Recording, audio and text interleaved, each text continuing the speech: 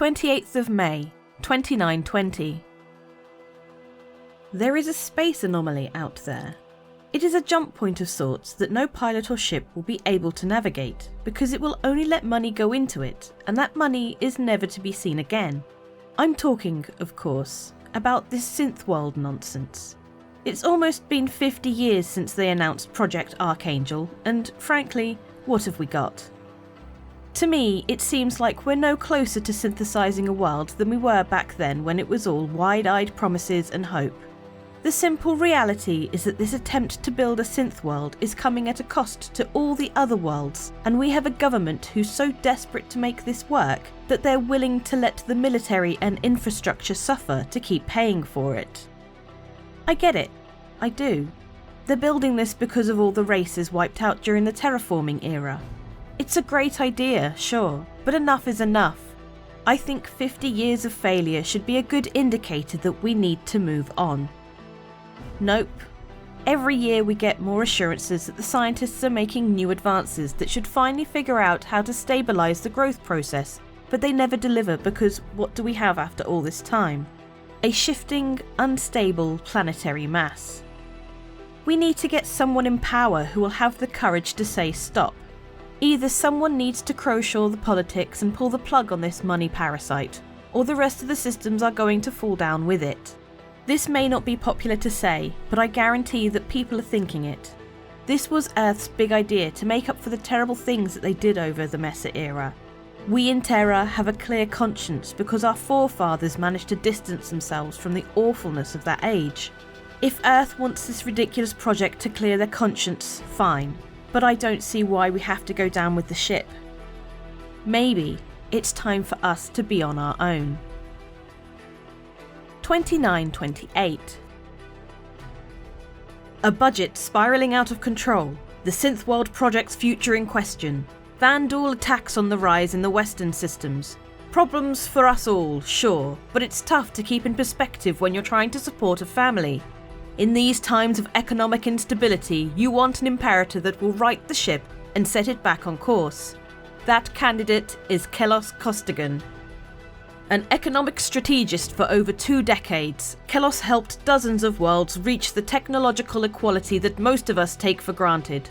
Policies enacted in his second term as High Secretary yielded the highest single-cycle growth in 37 years. He has the experience and the knowledge to help get humanity out of the red and back in the black. Kelos Costigan did not win the 2930 Imperator election and decided to try his luck again 10 years later. 2934. This break, I read Burning Sky. It was really good. It was all about Squadron 42, who are awesome. It takes place in 2910 when a bunch of Vandal warships attacked their carrier. The main character was Lieutenant Terrence Nolan. He was from a small town in Elysium system, sort of like the one my cousin lives in.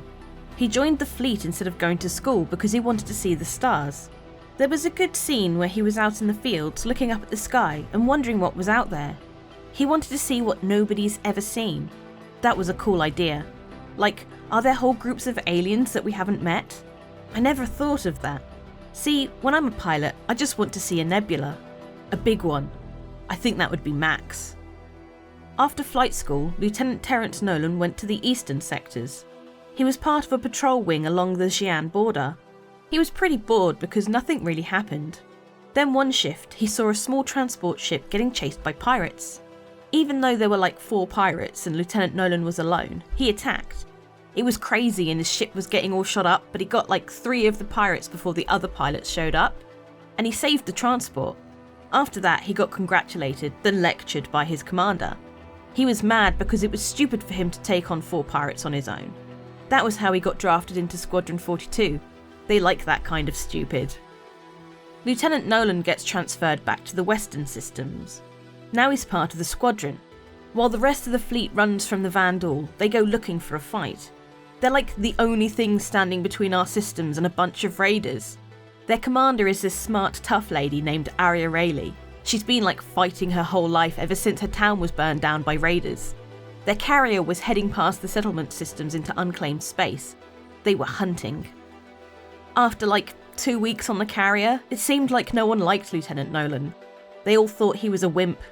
But then the next morning, their ship got ambushed by a bunch of Vandal scythes. Like 100 of them. Lieutenant Nolan and their other pilots jumped in their ships and blasted off to fight them. The battle lasted 6 hours. The fighters twisted through space trying to blow each other up while the carrier battled a Vandal destroyer that was lying in wait. It looked like they were going to lose, but then Lieutenant Nolan took command of the pilots that were still alive and fought back even harder. They didn't give up no matter what. Reading this book was really fun. It was a little boring before the battles, but I'm glad I stuck with it. My dad says that he remembered when this happened back when he was a kid. He loves the 42nd Squadron too. He says he's got a bunch of others to transmit to me. I hope that I am just like Lieutenant Nolan when I become a pilot. I think everybody should read this. That's my report. Hello, it's me, the Queen. It's my Platinum Jubilee this year, and safety and security are paramount. Lots of people ask me why we need a Queen and NordVPN. I defend the world with my sceptre and crown, preventing those who do it harm from carrying out their evil deeds. Channeling the power of nordvpn.com/BoredGamer and my divine right, I can overcome any obstacle, and so can you, by using the links below to get great deals and better internet accessibility, security, and encryption acidity. I don't know what that word was that I was trying to say, but I am the Queen! I will never be defeated, just like nordvpn.com/BoredGamer. That wasn't the Queen at all. It was me. It was BoredGamer. I've got to say this at the end, actually now, just in case someone says I'm impersonating the Queen. Tried to get her, but she was too busy. She says got like a busy weekend or something. Every month we have a ship giveaway. For June, we're giving away the newly released RSI Scorpius Heavy Fighter. This is a 2-seater X-Wing styled ship with a powerful loadout and a turret that can move from the top to the bottom of the ship, giving it a much better range of firing arcs. To be in for a chance of winning that, comment on any of my videos made during this month. More details in the description below. Please also consider supporting the channel by becoming a member with the join button under my videos, or becoming a Patreon, or even donating with a thanks button or donations in the descriptions below. Star Citizen is getting more and more flesh on its bones, and there's always news coming out, and we love to cover that, and we're only able to do that because of all of you watching and all the amazing people that go the extra mile. Whether it's commenting, sharing our videos, chucking money at us or whatever, thank you so much. I hope you have a great June, please take care, and I'll see you in the verse.